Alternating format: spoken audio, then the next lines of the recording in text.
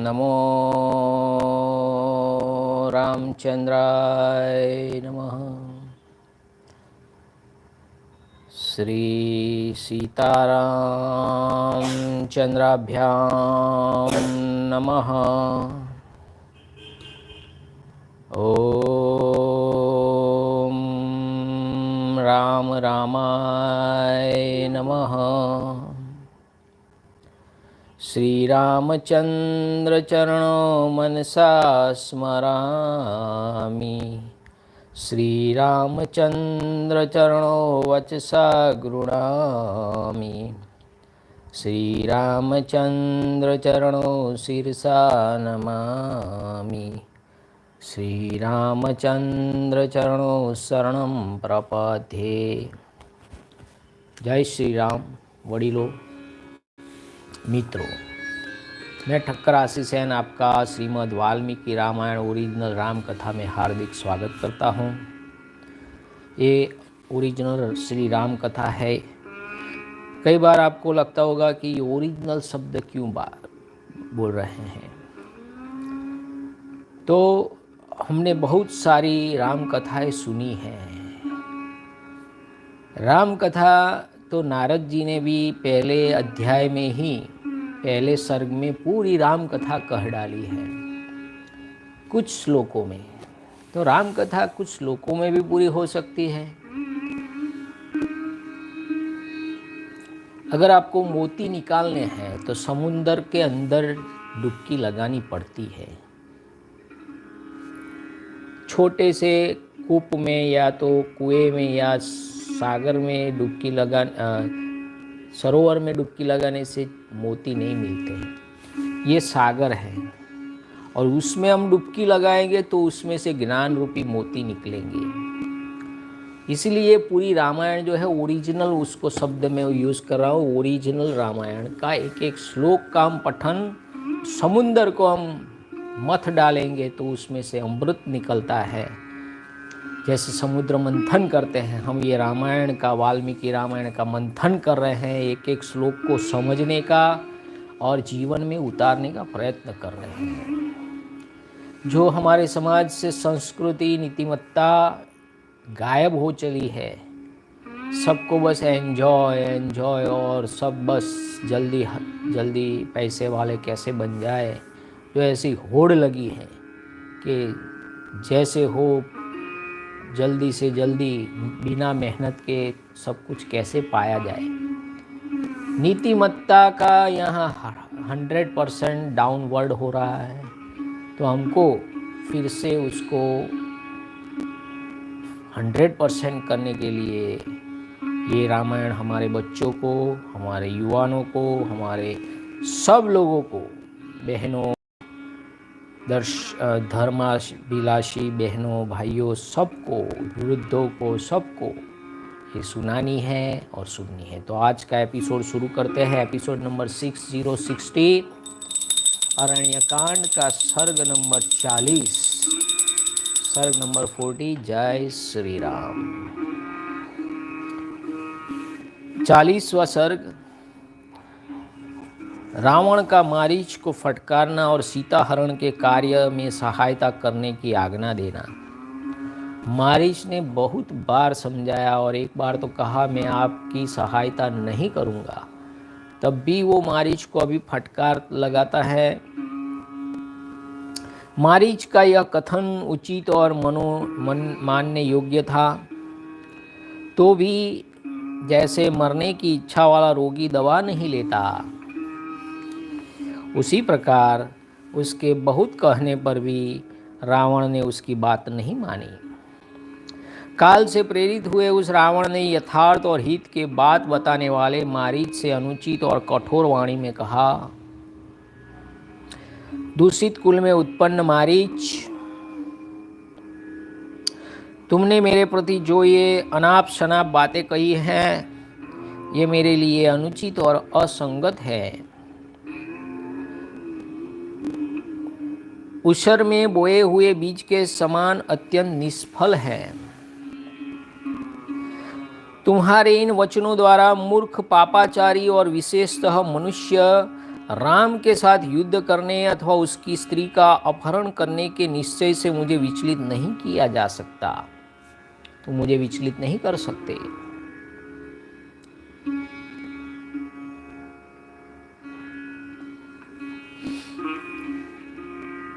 एक स्त्री कैकेयी के मूर्खतापूर्ण वचन सुनकर जो राज्य, मित्र, माता और पिता को छोड़कर सहसा जंगल में चला आया है तथा जिसने युद्ध में खर का वध किया है, उस रामचंद्र जी की प्राणों से भी प्यारी भार्या सीता का मैं तुम्हारे निकट ही अवश्य हरण करूंगा। देखिए, यहाँ एक बहुत गंभीर बात हो रही है। आईक्यू लेवल होता है, इंटेलिजेंट क्वोशंट बोलते हैं, और इक्यू लेवल होता है, इमोशनल क्वोशंट बोलते हैं। जिसने पहले बोलते थे कि आईक्यू जिसका हाई होगा वो बहुत आगे बढ़ेगा जीवन में, बट यहाँ ये नए ज़माने में 21st सेंचुरी में जो इक्यू, इमोशनल क्वोशंट होता है, जिसमें ज़्यादा इमोशन होता है, उसको डाइवर्ट करो अच्छे मार्ग में। जैसे राम भगवान के इमोशन देखिए, तो उन्होंने पिताजी की आज्ञा, और वो रावण बोल रहा है कि कैकेयी की स्त्री की बात सुन के वो निकल गए, तो कितना हाईली इमोशन है उनमें। जो जिसमें जितना इमोशन क्वोशंट होगा, इक्यू बोलते हैं उसको, इमोशनल क्वोशंट, वो जीवन में बहुत आगे बढ़ता है। पर उसको सही मार्ग मिलना चाहिए। अगर गलत मार्ग मिल गया तो वो गलत रास्ते पे चला जाएगा, या तो फिर कट मरेगा या कुछ हो जाएगा। पर सही मार्ग पे चला गया, पॉजिटिव, तो बहुत आगे, बहुत बढ़िया हो सकता है। तो इक्यू इज ग्रेटर देन आईक्यू। तो इमोशन है, वो रावण बोल रहा है कि ऐसी बात सुन के ऐसे निकल गए, ये ऐसी बात छोटी बात नहीं थी, वो इमोशन की बात थी। मारीच, ऐसा मेरे हृदय का निश्चित विचार है, इसे इंद्र आदि देवता और सारे असुर मिलकर भी बदल नहीं सकते। यदि इस कार्य का निर्णय करने के लिए तुमसे पूछा जाता, इसमें क्या दोष है, क्या गुण है, इसकी सिद्धि में कौन सा विघ्न है, अथवा इस कार्य को सिद्ध करने का कौन सा उपाय है, तो तुम्हें ऐसी बातें कहनी चाहिए थी कि भाई मैंने तुमको पूछा, तुम ऐसे ही बता रहे हो। रावण बोल रहा है कि मैंने तुमको पूछा है भैया, तुम पूछे बिना ये सब मुझे बता रहे हो। जो अपना कल्याण चाहता हो, उस बुद्धिमान मंत्री को उचित है कि वह राजा से उसके पूछने पर ही अपना अभिप्राय प्रकट करे, और वह भी हाथ जोड़कर और नम्रता के साथ करे। मैंने तो आपको पूछा नहीं, फिर भी आप ये सब बता रहे हैं। ये एक प्रकार का मंत्री का अपमान किया जा रहा है। जो ये आप खुद शाही बोलते हैं, उसको राजा शाही बोलते हैं, घमंड बोलते हैं, अभिमान बोलते हैं। रावण बहुत बड़ा घमंडी था। राजा के सामने ऐसी बात कहनी चाहिए जो सर्वथा अनुकूल, मधुर, उत्तम, हितकर, आदर से युक्त और उचित हो। राजा सम्मान का भूखा होता है, जो घमंडी होता है वो भूखा होता है। रावण तो घमंडी था ही। उसकी बात का खंडन करके आक्षेपपूर्ण भाषा में यदि हितकर वचन भी कहा जाए, तो उस अपमानपूर्ण वचन का वह कभी अभिनंदन नहीं कर सकता, घमंडी नहीं कर सकता।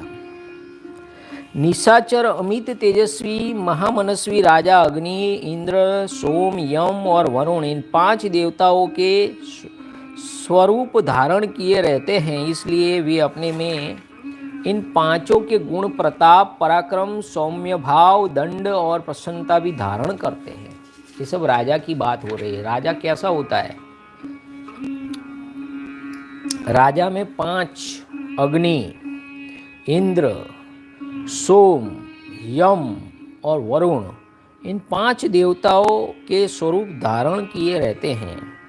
इसलिए वे इनमें इन 5 के गुण, चलो पहला क्या है? अग्नि। अग्नि का गुण है प्रताप। दूसरा है इंद्र। इंद्र का गुण है पराक्रम। तीसरा है सोम। सोम का गुण है सौम्य भाव। 5वां है यम, का भाव है दंड। और जो छठा पांचवा है वरुण, वरुण का भाव है प्रसन्नता धारण करता है। ये 5 गुण राजा धारण करते हैं। अतः अभी उस सभी अवस्थाओं में सदा राजाओं का सम्मान और पूजन ही करना चाहिए। तुम तो अपने धर्म को न जानकर केवल मोह के वशीभूत हो रहे हो। तुम्हें अपने धर्म का मालूम नहीं। मैं तुम्हारा अभ्यागत अतिथि हूँ, तो भी तुम दुष्टतावत मुझसे ऐसी कठोर बातें कह रहे हो। राक्षस, मैं तुमसे अपने कर्तव्य के गुण दोष नहीं पूछता हूँ और न यही जानना चाहता हूँ कि मेरे लिए क्या उचित है। अमित पराक्रमी मारीच, मैंने तो तुमसे इतना ही कहा था कि इस कार्य में तुम्हें मेरी सहायता करनी चाहिए। बस तुम मेरी सहायता करो।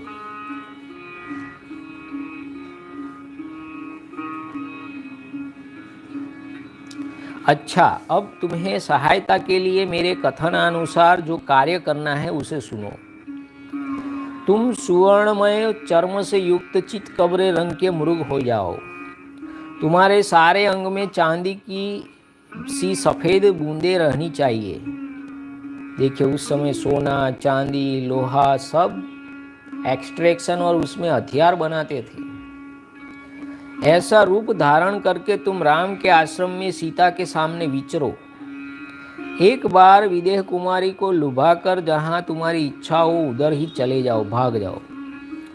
तुम मायामय कांचन मृग को देखकर मिथिलेश कुमारी सीता को बड़ा आश्चर्य होगा और वह शीघ्र ही राम से कहेगी कि आप इसे पकड़ लाइए।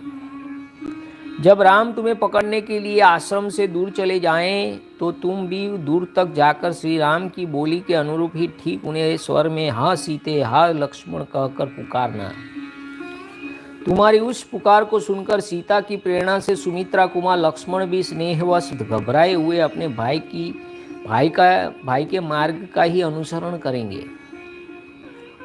इस प्रकार तुम राम और लक्ष्मण दोनों के आश्रम से दूर निकल जाने पर मैं सुखपूर्वक सीता को हर लाऊंगा, ठीक उसी तरह जैसे इंद्र सची को हर लाए थे।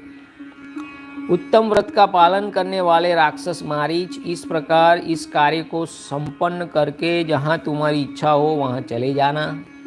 मैं इसके लिए तुम्हें अपना आधा राज्य दे दूंगा। सौम्य, अब इस कार्य की सिद्धि के लिए प्रस्थान करो। तुम्हारा मार्ग मंगलमय हो। मैं रथ पर बैठकर दंडक वन तक तुम्हारे पीछे पीछे चलूँगा। राम को धोखा देकर बिना युद्ध किए ही सीता को अपने हाथ में करके कृतार्थ हो तुम्हारे साथ ही लंका को लौट चलूँगा। मारीच, यदि तुम इनकार करोगे तो तुम्हें अभी मार डालूंगा। देखियो, मारीच को धमकी डाला कि तुम ये काम नहीं करोगे तो मैं तुम्हें अभी अभी खत्म कर दूंगा। मेरा यह कार्य तुम्हें अवश्य करना पड़ेगा, जबरदस्ती। मैं बल प्रयोग करके भी तुमसे यह काम करवाऊंगा। राजा के प्रतिकूल चलने वाला पुरुष कभी सुखी नहीं होता है। राम के सामने जाने पर तुम्हारे प्राण जाने का संदेह मात्र है, परंतु मेरे साथ विरोध करने पर तो आज ही तुम्हारी मृत्यु निश्चित है। इन बातों पर तुम बुद्धि लगाकर भली भांति विचार कर लो। उसके बाद यहाँ जो हित कर जान पड़े उसे उसी प्रकार तुम करो। इस प्रकार श्री वाल्मीकि निर्मित आर्ष रामायण आदि काव्य के अरण्य कांड में 40वां सर्ग पूरा हुआ। जय श्री राम। अब 41वां सर्ग नंबर 41, मारीच का रावण को विनाश का भय दिखाकर पुनः समझाना। अभी मारीच कितना उसको समझा रहा है। रावण ने जब राजा की भांति उसे ऐसी प्रतिकूल आज्ञा दी, तब मारीच ने निशंक होकर उस राक्षस राजा से कठोर वाणी में कहा, हे निशाचर, किस पापी ने तुम्हें पुत्र, राज्य और मंत्रियों सहित तुम्हारे विनाश का यह मार्ग बताया है? राजन, कौन ऐसा पापाचारी है जो तुम्हें सुखी देखकर प्रसन्न नहीं हो रहा है? किसने युक्ति से तुम्हें मौत के द्वार पर जाने की यह सलाह दी है? निशाचर, आज यह बात स्पष्ट रूप से ज्ञात हो गई कि तुम्हारे दुर्बल शत्रु तुम्हें किसी बलवान से भिड़ाकर नष्ट होते देखना चाहते हैं। राक्षस राज, तुम्हारे अहित का विचार रखने वाले किस नीच ने तुम्हें यह पाप करने का उपदेश दिया है? जान पड़ता है कि वह तुम्हें अपने ही कुकर्म से नष्ट होते देखना चाहते हैं।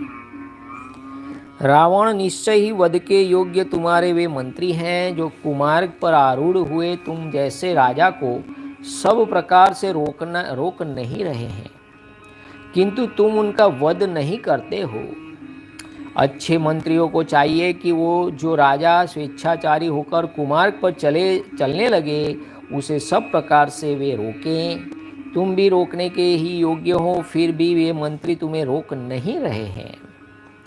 विजय वीरों में श्रेष्ठ निशाचर मंत्री अपने स्वामी राजा की कृपा से ही धर्म, अर्थ, काम और यश पाते हैं।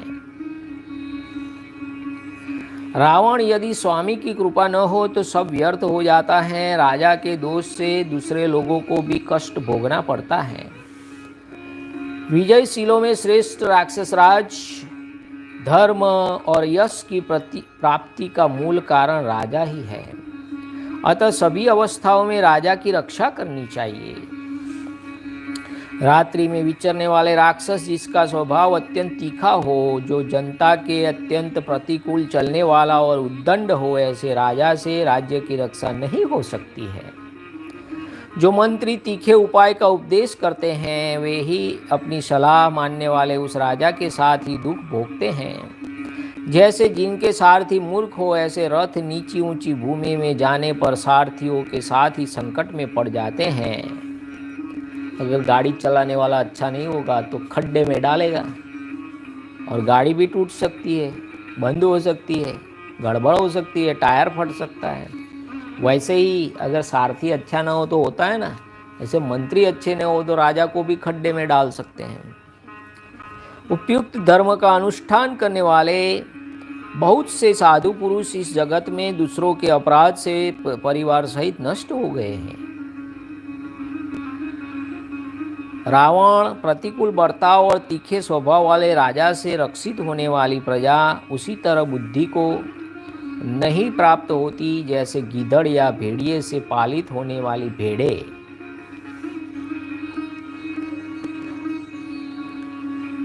रावण, जिनके तुम क्रूर, दुर्बुद्धि और अजितेंद्रिय राजा हो, वे सब राक्षस अवश्य ही नष्ट हो जाएंगे। कालतालीय न्याय के अनुसार मुझे तुमसे अकस्मात ही यह घोर दुख प्राप्त हो गया। इस विषय में मुझे तुम ही शोक के योग्य जान पड़ते हो, क्योंकि सेना सहित तुम्हारा नाश हो जाएगा। श्री रामचंद्र जी मुझे मारकर तुम्हारा भी शीघ्र ही वध कर डालेंगे।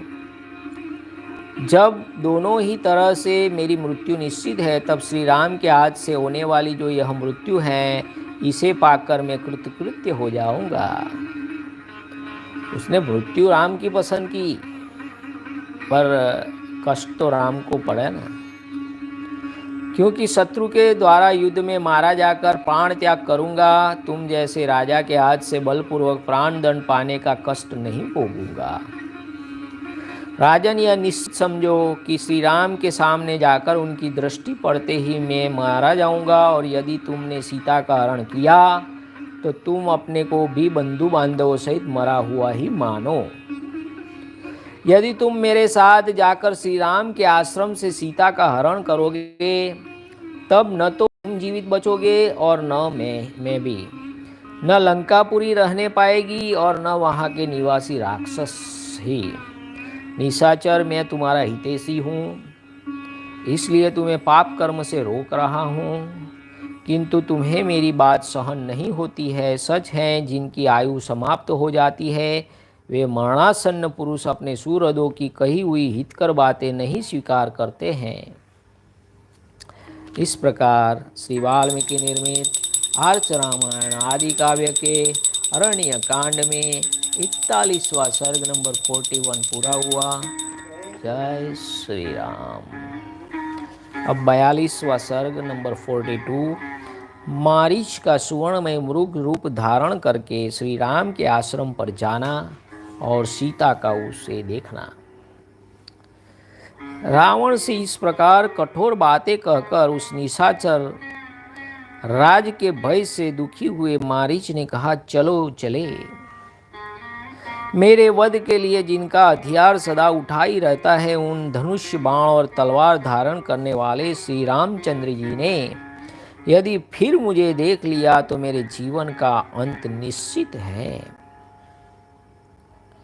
श्री रामचंद्र जी के साथ पराक्रम दिखाकर कोई जीवित नहीं लौटता है। तुम यमदंड से मारे गए हो, इसलिए उनसे भिड़ने की बात सोचते हो। वे श्री रामचंद्र जी तुम्हारे लिए यमदंड के समान हैं, परंतु जब तुम इस प्रकार दुष्टता पर उतारू हो गए हो, तब मैं क्या कर सकता हूँ। लो यह मैं चलता हूँ, तात निशाचर तुम्हारा कल्याण हो। मारीच के उस वचन से राक्षस रावण को बड़ी प्रसन्नता हुई, वो खुश हो गया।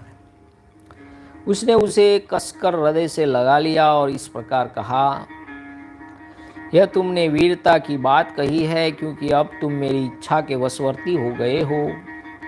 इस समय तुम वास्तव में मारीच हो, पहले तुम में किसी दूसरे राक्षस का आवेश हो गया था। यही रत्नों से विभूषित मेरा आकाशगामी रथ तैयार है, इसमें पिशाच के मुख वाले गधे चूते हुए हैं। इस पर मेरे साथ जल्दी ही बैठ जाओ। तुम्हारे जिम्मे एक ही काम है, विदेह कुमारी सीता के मन में अपने लिए लोभ उत्पन्न कर दो। उसे लुभा कर तुम जहाँ चाहो जा सकते हो। आश्रम सूना हो जाने पर मैं मिथिलेश कुमारी सीता को जबरदस्ती उठा लाऊंगा।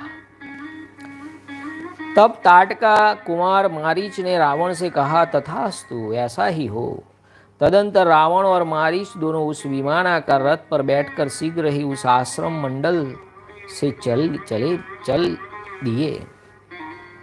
मार्ग में पहले की भांति अनेक पत्तनों, वनों, पर्वतों, समस्त नदियों, राष्ट्रों तथा नगरों को देखते हुए दोनों ने दंडकारण्य में प्रवेश किया और वहां मारीच सहित राक्षस राज रावण ने श्री रामचंद्र जी का आश्रम देखा।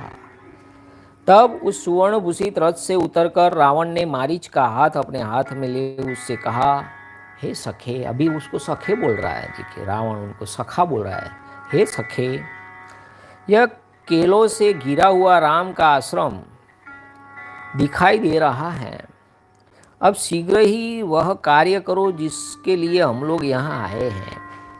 रावण की बात सुनकर राक्षस मारीच उस समय मृग का रूप धारण करके श्री राम के आश्रम के द्वार पर विचरने लगा। उसका जो द्वार था, डोर, उसके आगे विचरने लगा। उस समय उसने देखने में बड़ा ही अद्भुत रूप धारण कर रखा था। उसके सींगों के ऊपरी भाग इंद्रनील नामक श्रेष्ठ मणि के बने हुए जान पड़ते थे। मुखमंडल पर सफेद और काले रंग की बूंदें थी। मुख का रंग लाल कमल के समान था। उसके कान नील कमल के तुल्य थे और गर्दन कुछ ऊंची थी। उधर का भाग इंद्र नीलमणि की कांति धारण कर रहा था। पार्श्व भाग महुए के फूल के समान श्वेत वर्ण के थे। शरीर का सुनहरा रंग कमल के केसर की भांति सुशोभित होता था। उसके खूर वैदूर्य मणि के समान, पिंडलियां पतली और पूंछ ऊपर से इंद्रधनुष के रंग की थी, जिससे उसका संगठित शरीर विशेष शोभा पा रहा था। उसकी देह की कांति बड़ी ही मनोहर और चिकनी थी। वह नाना प्रकार की रत्न वही बुंदकियों से विभूषित दिखाई देता था। राक्षस मारीच क्षण भर में ही परम शोभाशाली मृग बन गया। सीता को लुभाने के लिए विविध धातुओं से विचित्र मनोहर एवं दर्शनीय रूप बनाकर वह निशाचर उस रमणीय वन तथा श्री राम के उस आश्रम को प्रकाशित करता हुआ सब और उत्तम घासों को चरने और विचरने लगा। सैकड़ों रजतमय बिंदुओं से युक्त विचित्र रूप धारण करके वह मृग बड़ा प्यारा ही दिखता था। वह वृक्ष के कोमल पल्लवों को खाता हुआ इधर उधर विचरने लगा। केले के बगीचे में जाकर वह कनेरों के कुंजों में जा पहुंचा। फिर वहां जहां सीता की दृष्टि पड़ सके ऐसे स्थान में जाकर मंद गति का आश्रय लेकर इधर उधर घूमने लगा। उसका पृष्ठभाग कमल के केसर की भांति सुनहरे रंग का होने के कारण विचित्र दिखाई देता था। इससे उस महान मृग की बड़ी शोभा हो रही थी। श्री रामचंद्र जी के आश्रम के निकट ही वह अपनी मौज से घूम रहा था। वह श्रेष्ठ मृग कुछ दूर जाकर फिर लौट आता था और वहीं घूमने लगता था। 2 घड़ी के लिए कहीं चला जाता और फिर बड़ी उतावली के साथ लौट आता था जाता था, क्योंकि सीता जी की अभी नजर पड़ी नहीं थी। वह कहीं खेलता कूदता पुनः भूमि पर ही बैठ जाता, फिर आश्रम के द्वार पर आकर मृग के झुंड के पीछे पीछे चल देता था। तत्पश्चात झुंड के झुंड मृगों को साथ लिए फिर लौट आता था। उस मृग रूपधारी राक्षस के मन में केवल यही अभिलाषा थी कि किसी तरह सीता जी की दृष्टि उस पर पड़ जाए। सीता जी के समीप आते समय वह विचित्र मंडल पैंतरे दिखाता हुआ चारों ओर चक्कर लगाता था। उस वन में विचरने वाले जो दूसरे मृग थे वे सब उसे देखकर पास आते और उसे सूंघकर 10 दिशाओं में भाग जाते थे। मृग को पता चल जाता था ये तो राक्षस है, तो उसको सूंघ के भाग जाते थे। राक्षस मारीच यद्यपि मृग के वध में ही तत्पर रहता था, तथापि उस समय अपने भाव को छिपाने के लिए उन वन्य मृगों का स्पर्श करके भी उन्हें खाता नहीं था। उस समय मद भरे सुंदर नेत्र वाली विदेह नंदिनी सीता जो फूल चुनने में लगी हुई थी, कनेर, अशोक और आम के वृक्षों को लांदती हुई उधर आ निकली। फूलों को चुनती हुई वे वहीं विचरने लगी। उनका मुख बड़ा ही सुंदर था। वे वनवास का कष्ट भोगने के योग्य नहीं थी। परम सुंदरी सीता ने उस रत्नमय मृग को देखा, जिसका अंग प्रत्यंग मुक्ता मणियों से विचित्र सा जान पड़ता था। उसके दांत और ओठ बड़े सुंदर थे तथा शरीर के रोए चांदी एवं तांबे आदि धातुओं के बने हुए जान पड़ते थे। उसके ऊपर दृष्टि पड़ते ही सीता जी की आंखें आश्चर्य से खिल उठी। वे बड़े स्नेह से उसकी ओर निहारने लगी। वह मायामय मृग भी श्री राम की प्राणवल्लभा सीता को देखता और उस वन को प्रकाशित सा करता हुआ वहीं विचरने लगा। सीता ने वैसा मृग पहले कभी नहीं देखा था। सीता जी ने ऐसा मृग पहले कभी नहीं देखा था। वह नाना प्रकार के रत्नों का ही बना जान पड़ता था। उसे देखकर जनक किशोरी सीता को बड़ा विस्मय हुआ। इस प्रकार श्री वाल्मीकि निर्मित आर्ष रामायण आदि काव्य के अरण्य कांड में 42वां सर्ग नंबर 42 पूरा हुआ। जय श्री राम। अब 43वां सर्ग नंबर 43। कपट मृग को देखकर लक्ष्मण का संदेह। सीता का उस मृग को जीवित या मृत अवस्था में भी ले आने के लिए श्री राम को प्रेरित करना तथा श्री राम का लक्ष्मण को समझा बुझाकर सीता की रक्षा का भार सौंपकर उस मृग को मारने के लिए जाना। वह मृग सोने और चांदी के समान कांति वाले पार्श्व भागों से सुशोभित था। शुद्ध सुवर्ण के समान कांति तथा निर्दोष अंगों वाली सुंदरी सीता फूल चुनते चुनते ही उस मृग को देखकर मन ही मन बहुत प्रसन्न हुई। अपने पति श्री राम तथा देवर लक्ष्मण को हथियार लेकर आने के लिए पुकारने लगी। वे बार बार उन्हें पुकारती और फिर उस मृग को अच्छी तरह देखने लगती। वे बोली, आर्यपुत्र अपने भाई के साथ आइए, शीघ्र आइए। विदेह कुमारी सीता के द्वारा पुकारे जाने पर नरश्रेष्ठ श्री राम और लक्ष्मण वहां आए और उस स्थान पर सब और दृष्टि डालते हुए उन्होंने उस समय उस मृग को देखा। उसे देखकर लक्ष्मण के मन में संदेह हुआ और वे बोले, भैया मैं तो समझता हूं कि इस मृग के रूप में वह मारीच नाम का राक्षस ही आया है। देखिए, लक्ष्मण को पता चल गया। श्री राम स्वेच्छा अनुसार रूप धारण करने वाले इस पापी ने कपट वेश बनाकर वन में शिकार खेलने के लिए आए हुए कितने ही हर्षोल्लुप्त नरेशों का वध किया है। हे पुरुषी, यह अनेक प्रकार की मायाएं जानता है। इसकी जो माया सुनी गई है वह इस प्रकाशमान मृग रूप में परिणित हो रही है।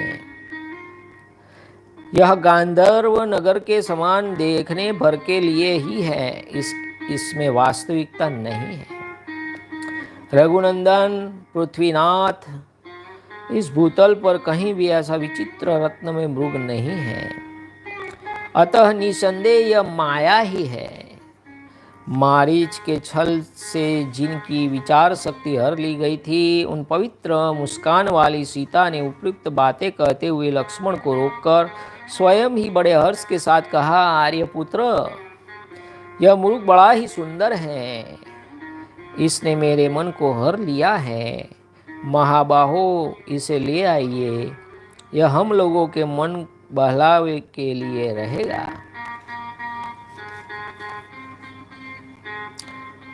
देखिए, एक मृग का मोह जब पैदा हुआ, कितना कष्ट भोगना पड़ा। तो हमको तो चारों ओर मोह ही मोह है, घूमने का मोह, कहीं जाने का, कुछ लाने का मोह। एक मृग का मोह होने से भी कितना कष्ट उठाना पड़ा सीता जी को। और वो मायामयी मृग जो है, वो मोह माया है,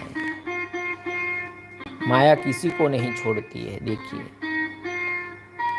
राजन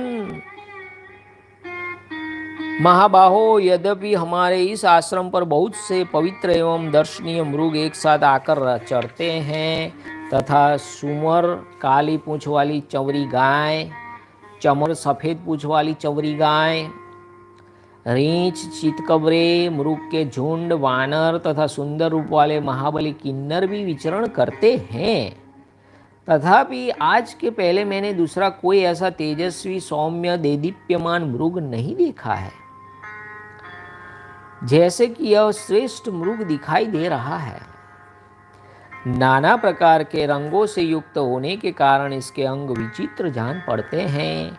ऐसा प्रतीत होता है मानो यह अंगों का ही बना हुआ है।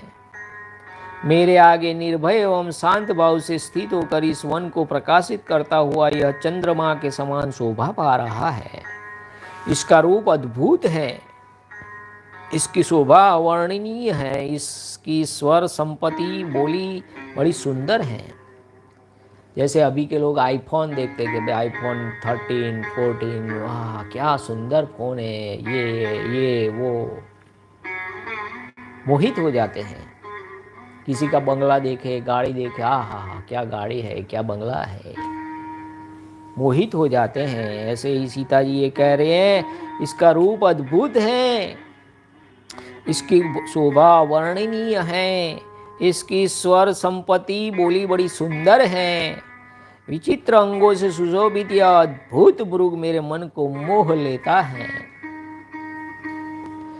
यदि यह मृग जीते जी ही आपकी पकड़ में आ जाए तो एक आश्चर्य की वस्तु होगी और सबके हृदय में विस्मय उत्पन्न कर देगा। जब हमारे वनवास की अवधि पूरी हो जाएगी और हम पुनः अपना राज्य पालेंगे, उस समय यह मृग हमारे अंतःपुर की शोभा बढ़ाएगा।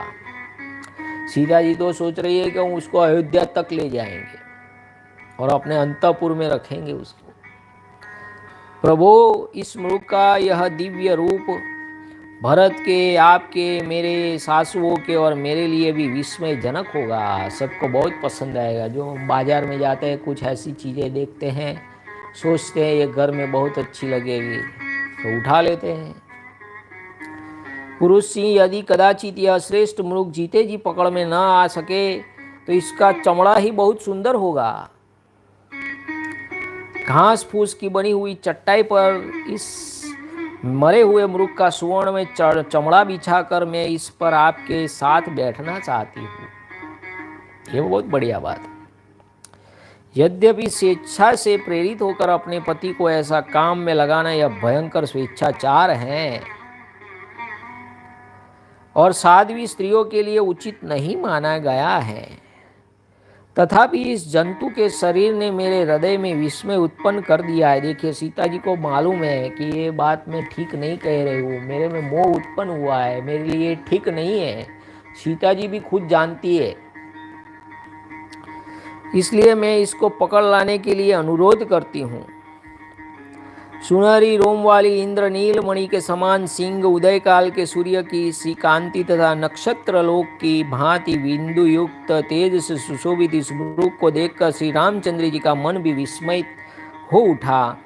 सीता की पूर्वोक्त बात को सुनकर, उस मृग के अद्भुत रूप को देखकर, उसके उस रूप पर लुभाकर और सीता से प्रेरित होकर हर्ष से भरे हुए श्री राम ने अपने भाई लक्ष्मण से कहा, लक्ष्मण देखो तो सही, विजय नंदिनी सीता के मन में इस मृग को पाने के लिए कितनी प्रबल इच्छा जाग उठी है। वास्तव में इसका रूप है भी बहुत ही सुंदर। अपने रूप की श्रेष्ठता के कारण ही यह मृग आज जीवित नहीं रह सकेगा। सुमित्रा नंदन देवराज इंद्र के नंदन वन में और कुबेर के चैत्र रथ वन में भी ऐसा कोई मृग नहीं होगा जो इसकी समानता कर सके। फिर पृथ्वी पर तो हो ही कहां से सकता है। टेढ़ी और सीधी रुचिर रोम वालियां इस मृग के शरीर का आश्रय ले सुनहरे बिंदुओं से विचित्र हो बड़ी शोभा पा रही हैं। देखो न, जब यह जम्भाई लेता है तब उसके मुख से प्रज्वलित अग्नि शिखा के समान दमकती हुई जीवा बाहर निकल आती है और मेघ से प्रकट हुई बिजली के समान चमकने लगती है। इसका मुख संपुट इंद्र नीलमणि के बने हुए चषक पान पात्र के समान जान पड़ता है। उधर शंख और मोती के समान सफेद हैं और अवर्णनीय मृग किसके मन को नहीं लुभा लेगा। जब जाते टेडी बियर देखते, इतना बहुत सुंदर टेडी बियर होता है और ऐसे ऐसे कई कपड़े खिलौने होते हैं जो हमें मोह पैदा करते हैं। कोई चांदी की वस्तु, सोने की वस्तु या कोई मग या जग, और ये सब देखते हैं हम भी मोहित हो जाते हैं। नाना प्रकार के रत्नों से विभूषित इसके सुनहरी प्रभा वाले दिव्य रूप को देखकर इसके मन में विस्मय नहीं होगा। लक्ष्मण, राजा लोग बड़े बड़े वनों में मृगया खेलते समय मांस, मृग चर्म के लिए और शिकार खेलने का शौक पूरा करने के लिए भी धनुष हाथ में लेकर मृग को मारते हैं। मृगया के उद्योग से ही राजा लोग विशाल वन में धन का भी संग्रह करते हैं, क्योंकि वहां मणि, रत्न और सुवर्ण आदि से युक्त नाना प्रकार की धातुएं उपलब्ध होती हैं। लक्ष्मण, कोष की वृद्धि करने वाला वह धन वन्य धन मनुष्य के लिए अत्यंत उत्कृष्ट होता है। ठीक उसी तरह जैसे ब्रह्म भाव को प्राप्त हुए पुरुष के लिए मन के चिंतन मात्र से प्राप्त हुई सारी वस्तुएं अत्यंत उत्तम बताई गई है। देखिए, बहुत बहुत बढ़िया बात। इस श्लोक को समझिए कि जैसे राजा को वन में जाके वहाँ वन में धातु, चांदी, सोना ये सब मिलते हैं, खड़क सब जो पहाड़ होते हैं उसको खोद के निकालते हैं। वैसे ही बहुत बढ़िया बात सुनिए, ब्रह्म भाव को प्राप्त हुए पुरुष के लिए, जिसमें ब्रह्म में, आत्मा में मन निमग्न हो गया है, राजयोग, उसके लिए चिंतन मात्र से प्राप्त हुई, उसको वो खाली चिंतन करता है, ध्यान लगाता है, पद्मासन करता है, उत्तम बताई गई है। लक्ष्मण, अर्थी मनुष्य जिस अर्थ प्रयोजन का संपादन करने के लिए उसके प्रति आकृष्ट हो बिना विचार ही चल देता है, उस अत्यंत आवश्यक प्रयोजन को ही अर्थ साधने में चतुर एवं अर्थशास्त्र के ज्ञाता विद्वान अर्थ कहते हैं। देखिए, अर्थशास्त्र की व्याख्या, अभी तो सारी दुनिया की अर्थव्यवस्था ही डामाडोल हो गई है। एक हमारा भारत मात्र ऐसा है कि जिसकी अर्थव्यवस्था आगे बढ़ रही है। तो अर्थ क्या है? लक्ष्मण, अर्थी मनुष्य जिस अर्थ प्रयोजन का संपादन करने के लिए उसके प्रति आकृष्ट हो बिना विचारे ही चल देता है, उस अत्यंत आवश्यक प्रयोजन को ही अर्थ साधन में चतुर एवं अर्थशास्त्र के ज्ञाता विद्वान अर्थ कहते हैं। इस रत्न स्वरूप श्रेष्ठ मृग के बहुमूल्य सुनहरे चमड़े सुंदर विदेहराज नंदिनी सीता मेरे साथ बैठेगी। चमड़े पर बैठेगी। कदली कोमल ऊंचे चित कब्रे और नीला ग्र रोम वाले मृग विशेष प्रियक, कोमल ऊंचे चिकने और घने रोम वाले मृग विशेष प्रवीण यानी विशेष प्रकार के बकरे और अवी भेड़ की त्वचा भी स्पर्श करने में इस कांचन मृग के छाले के समान कोमल एवं सुखद नहीं हो सकती, ऐसा मेरा विश्वास है। यह सुंदर मृग और वह जो दिव्य आकाशचारी मृग, मृग शिरा नक्षत्र हैं, ये दोनों ही दिव्य मृग हैं। इसमें एक तारा मृग नक्षत्रों में विचरने वाला मृग, मृग शिरा नक्षत्र, और दूसरा पृथ्वी पर विचरने वाला कांचन मृग, दूसरा महिमृग है। लक्ष्मण, तुम मुझसे जैसा कह रहे हो यदि वैसा ही यह मृग हो, यानी कि मारीच मायामय, यदि यह राक्षस की माया ही हो तो भी मुझे उसका वध करना ही चाहिए, क्योंकि अपवित्र दृष्टि चित्त वाले इस क्रूर कर्म मारीच ने वन में विचरते समय पहले अनेक श्रेष्ठ मुनियों की हत्या की है। यानी कि ये मृग होगा तो भी अच्छा है, अगर राक्षस होगा तो भी मेरे को उसको मारना तो पड़ेगा, क्योंकि उसने बहुत से अनेक श्रेष्ठ मुनियों की हत्या और उसका रक्तपान किया है उनका। इसने मृगया के समय प्रकट होकर बहुत से महाधनुर्धर नरेशों का वध किया है, अतः इस मृग के रूप में इसका वध भी अवश्य करने योग्य है, इसको मारना ही पड़ेगा। इस वन में पहले वातापी नामक राक्षस रहता था, जो तपस्वी महात्माओं का तिरस्कार करके कपटपूर्ण उपाय से उनके पेट में पहुंच जाता था, और जैसे खच्चरी को अपने ही गर्भ का बच्चा नष्ट कर देता है, उसी प्रकार उन ब्रह्मर्षियों को वो नष्ट कर देता था। वह वातापी एक दिन दीर्घकाल के पश्चात लोभवश तेजस्वी महामुनि अगस्त्य जी के पास पहुंचा और श्राद्ध काल में उनका आहार बन गया, उनके पेट में पहुंच गया।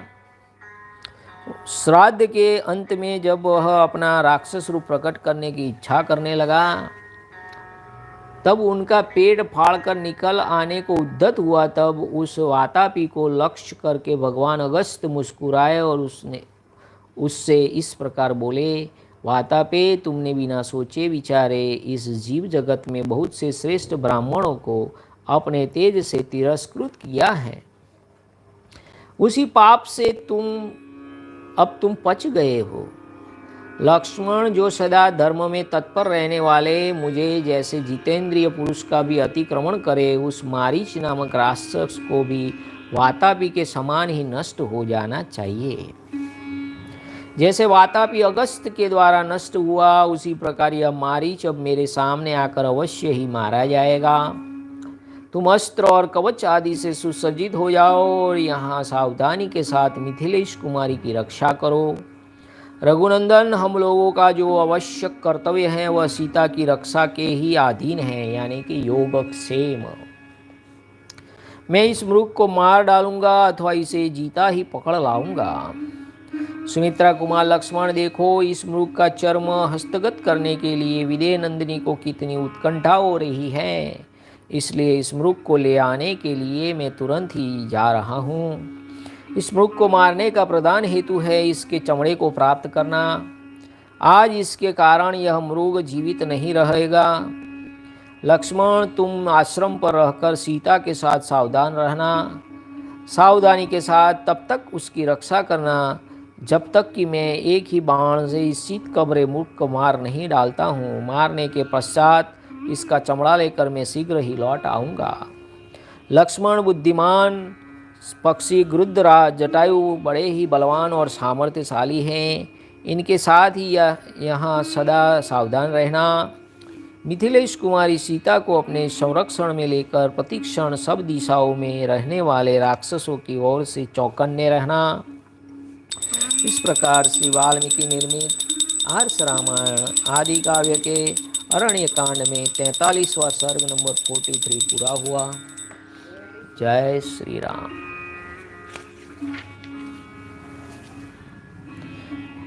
44वां सर्ग नंबर 44। श्री राम के द्वारा मारीच का वध और उसके द्वारा सीता और लक्ष्मण के पुकारने का शब्द सुनकर श्री राम की चिंता। लक्ष्मण को इस प्रकार आदेश देकर रघुकुल का आनंद बढ़ाने वाले महातेजस्वी श्री रामचंद्र जी ने सोने की मुठ वाली तलवार कमर में बांध ली।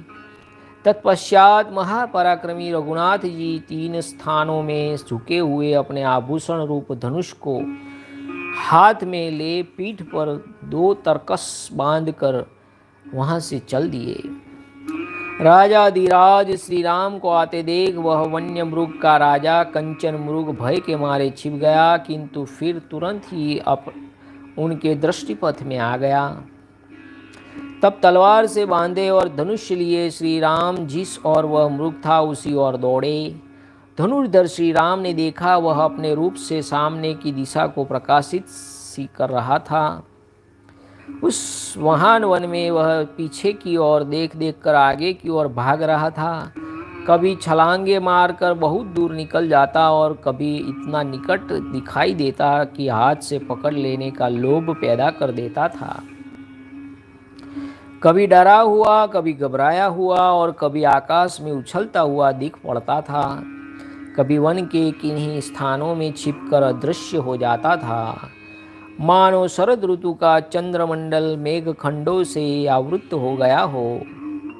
एक ही मुहूर्त में वह निकट दिखाई देता और पुनः बहुत दूर के स्थान में चमक उठता था।